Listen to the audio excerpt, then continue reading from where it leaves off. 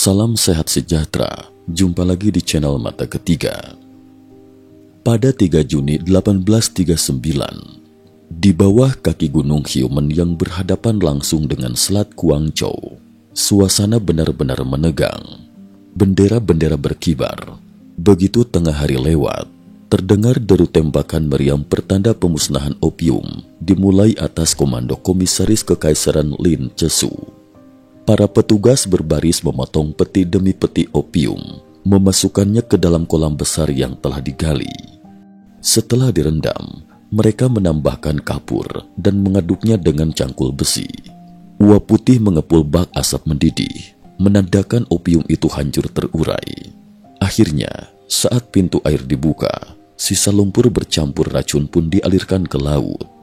Prosesi dramatis ini, yang kemudian disebut Human Xiaoyan, berlangsung selama 22 hari berturut-turut dan tercatat sebagai salah satu peristiwa paling terkenal dalam sejarah modern Tiongkok. Begitu nama Lin Cesu disebut, hampir setiap orang Tiongkok teringat sosok pelarang opium yang digadang sebagai pahlawan. Dalam peristiwa Human Xiaoyan, lebih dari 19.000 peti dan 2.000 kantong opium, setara 2,37 juta kati, musnah. Selama ratusan tahun, ia dipuji sebagai pejabat yang tak tega melihat rakyatnya terpuruk dalam jerat candu. Meski begitu, sedikit yang tahu bahwa di masa tuanya, Lin ternyata mendorong penanaman opium di dalam negeri. Bahkan, kebijakan pelarangan opium yang ia pimpin boleh jadi tak sepenuhnya bertolak dari kepentingan rakyat biasa. Sejarah jarang menyingkap sisi gelap ini. Bagi Tiongkok modern, ingatan akan candu begitu menyakitkan. Rakyatnya telah menderita ratusan tahun akibat narkoba, sehingga kebijakan anti narkoba di Tiongkok menjadi salah satu yang paling keras di dunia. Namun apakah semua penderitaan itu semata kesalahan Inggris? Mengapa orang Tiongkok menyebut kedua perang pada 1840-an dan 1850-an sebagai perang candu, sementara Inggris lebih suka menamakannya perang perdagangan? Mari kita menelusuri kebenaran yang kerap luput dari pelajaran sekolah. Sang utusan dari Barat, misi diplomatik yang gagal. Tahun 1793, bertepatan dengan pemerintahan Kaisar Qianlong tahun ke-59, sebuah kapal raksasa Inggris bernama Lion, lengkap dengan 64 meriam, perlahan memasuki pelabuhan Tianjin. Di atas kapal, George Macartney, pemimpin misi dagang yang berharap bisa mengubah Tiongkok menjadi mitra komersial. Mereka membawa ratusan peti hadiah, instrumen astronomi, model kapal, senjata, jam, hingga alat musik, semuanya teknologi mutakhir Eropa yang diharapkan dapat menggugah Qianlong agar mau membuka pintu dagang lebar-lebar. Namun dinasti Qing saat itu menjalankan kebijakan satu pelabuhan dagang, yang berarti perdagangan luar negeri hanya boleh di Guangzhou. Siapapun yang ingin berdagang harus melalui kota pelabuhan itu. Niat Macartney kian diperumit oleh kesalahpahaman budaya dan ambisi pejabat Qing menjaga gengsi. Ketika Gubernur Jenderal Liang Kuang menerjemahkan surat Raja George III untuk Kaisar Qianlong, ia sengaja mengganti nada bahasanya sehingga Qianlong mengira Inggris datang memberi upeti, persis negara bawahan. Maka Macartney diminta melakukan 3 kali sujud 9 ketukan di hadapan Qianlong. Macartney menolak tegas. Bagi Inggris, tunduk satu lutut untuk rajanya saja sudah tingkat tertinggi. Ia tak mau bersujud lebih rendah pada kaisar asing. Penolakan ini memicu murka istana. Macartney memang akhirnya bertemu Qianlong, tapi intinya misi diplomatik itu gagal total. Qianlong menulis balasan bernada arogan. "Kerajaan kami serba cukup, tak kekurangan apa-apa. Kami tak butuh dagangan dari bangsa barbar."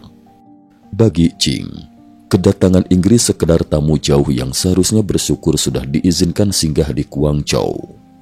Ketika kembali ke negerinya, Macartney dan rombongan tidak pulang dengan tangan hampa.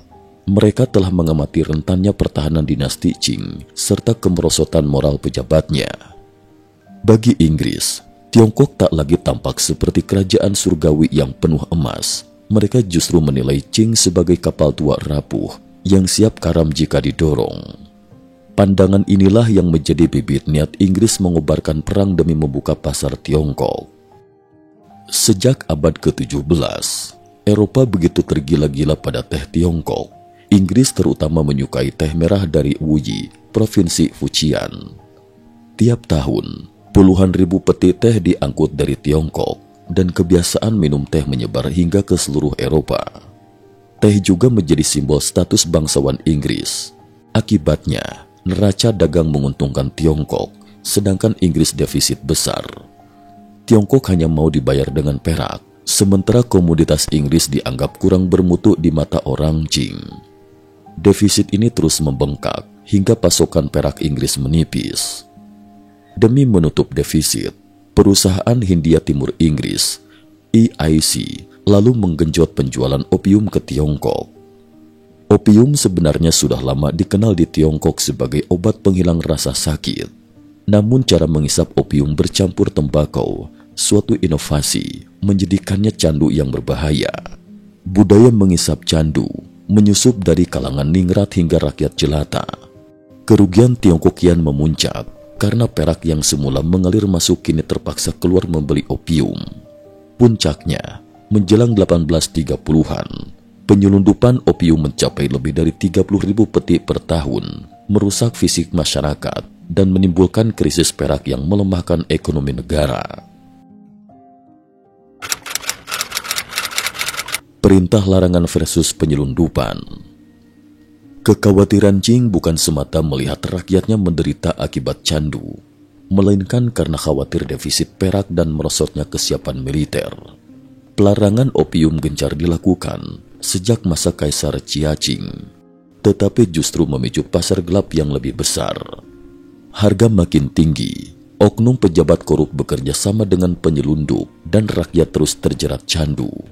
Ketika Kaisar Tao Kuang, konflik internal memuncak. Ada kubu yang ingin melegalkan opium dengan alasan bisa dipajaki dan mencegah perak keluar, diwakili salah satunya oleh Su Naiqi. Ada pula kubu pelarangan total, dipimpin oleh Lin Chesu, pejabat yang lantang menyerukan tanpa larangan tegas, Tiongkok tak akan pernah tenang. Tao Kuang akhirnya menunjuk Lin Chesu sebagai komisaris kekaisaran, mengirimnya ke Guangzhou untuk menumpas perdagangan opium pada 1838. Di sisi lain, Inggris mencabut monopoli EIC, sehingga banyak pedagang swasta bebas masuk Tiongkok. Pemerintah Inggris membentuk jabatan untuk mengurus mereka, tetapi Qing bersikeras hanya mau bicara dengan EIC via jalur Guangzhou.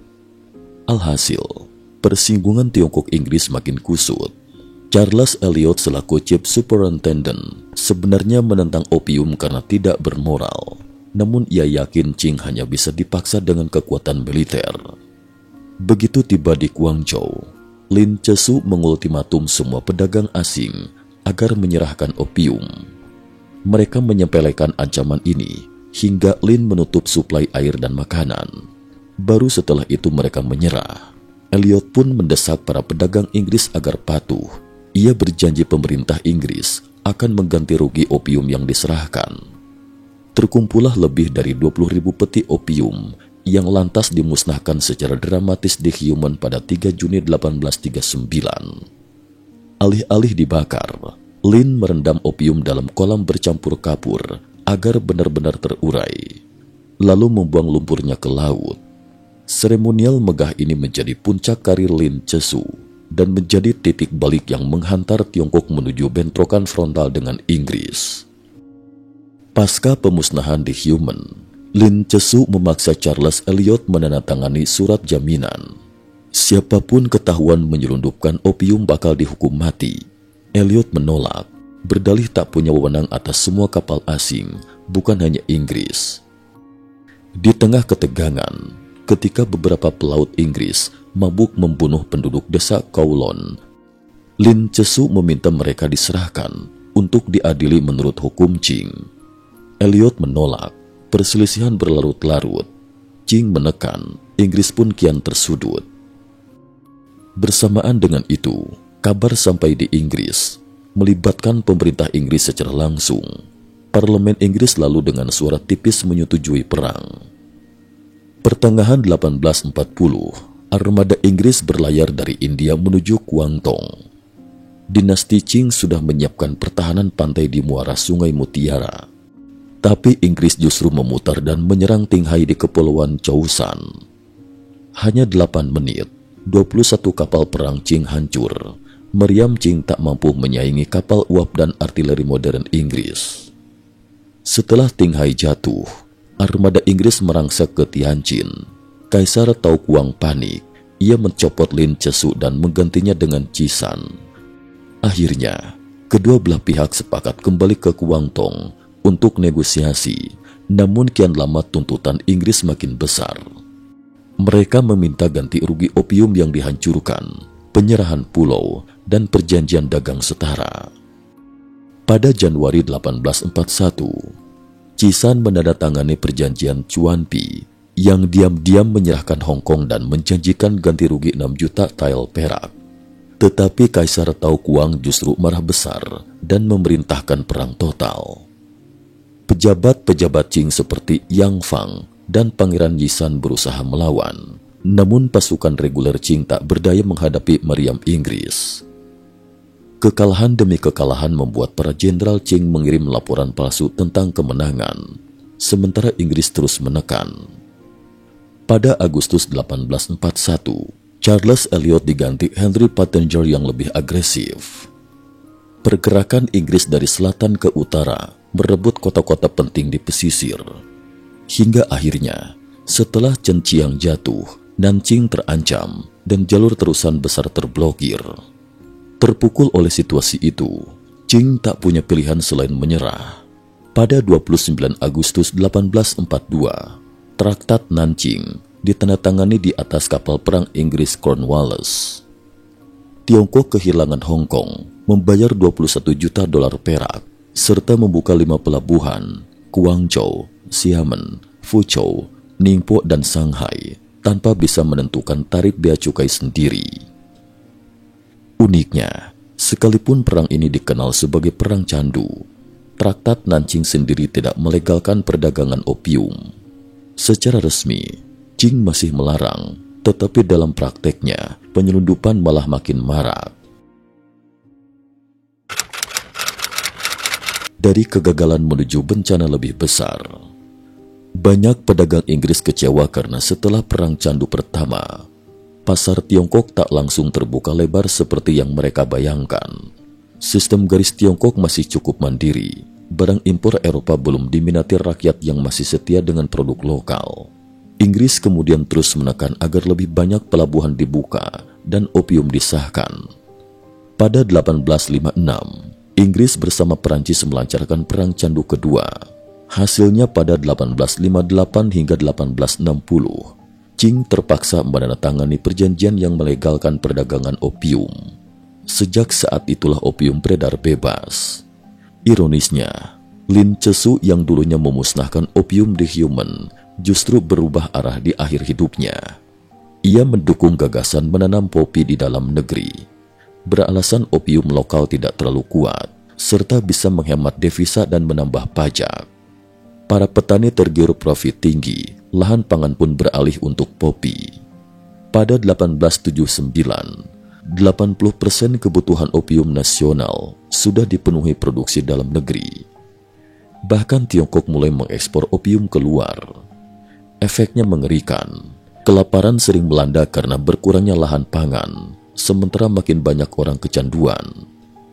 Data 1906 menyebut 23% pria dewasa di Tiongkok adalah pecandu opium. Upaya melawan candu baru benar-benar membuahkan hasil setelah konvensasi opium internasional di Den Haag 23 Januari 1912. Tetapi saat itu dinasti Qing sudah diambang kehancuran. Hanya berselang beberapa pekan, 12 Februari 1912, Kaisar terakhir, Puyi, turun tahta. Runtuhlah kekuasaan Qing. Pelajaran dari kekalahan. Perang Candu pertama menjadi awal tragedi panjang bagi Tiongkok modern. Meski kalah teknologi, dinasti Qing sebetulnya punya 800.000 tentara reguler, jauh melebihi total pasukan Inggris yang paling banyak 20.000 orang. Namun struktur militernya kacau. Sebagian besar pasukan Qing justru bertugas menjaga ketertiban rakyat, bukan melawan musuh eksternal. Selain itu, tirani kerajaan Manchu yang tak mempercayai rakyat Han menjadikan mereka apatis. Penduduk lokal acap tidak peduli siapa yang memerintah. Bagi mereka hidup tetap susah. Sementara pasukan Inggris pandai membeli kebutuhan dari penduduk, menempel pengumuman bahwa mereka takkan menyakiti rakyat. Efeknya, perlawanan rakyat pun tidak meluas. Arogansi dan tertutupnya istana Qing kian mempercepat kekalahan. Konon, senjata artileri canggih pemberian misi McCartney dulu hanya dianggap mainan asing dan teronggok berdebu di gudang istana musim panas. Andaikan Qing sejak semula mau membuka diri pada sains dan teknologi Eropa, sejarah bisa saja berbeda. Namun kesombongan menghalangi, hingga akhirnya Tiongkok harus menanggung malu dan derita berkepanjangan. Begitulah kisah Human, Xiaoyan, dan Perang Candu, sebuah babak menegangkan sekaligus menyayat hati dalam sejarah Tiongkok. Di satu sisi, tampak keberanian Lin Cesu dan kehebohan aksi pemusnahan opium. Di sisi lain, tersembunyi realitas getir, kekaisaran yang terjebak arogansi dan politik korup, rakyat yang tak berdaya, dan ambisi Inggris mencari keuntungan dalam ketidaksetaraan hubungan.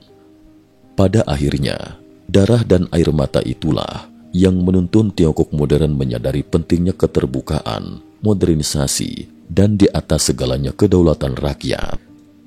Cukup sekian dulu. Terima kasih atas perhatiannya.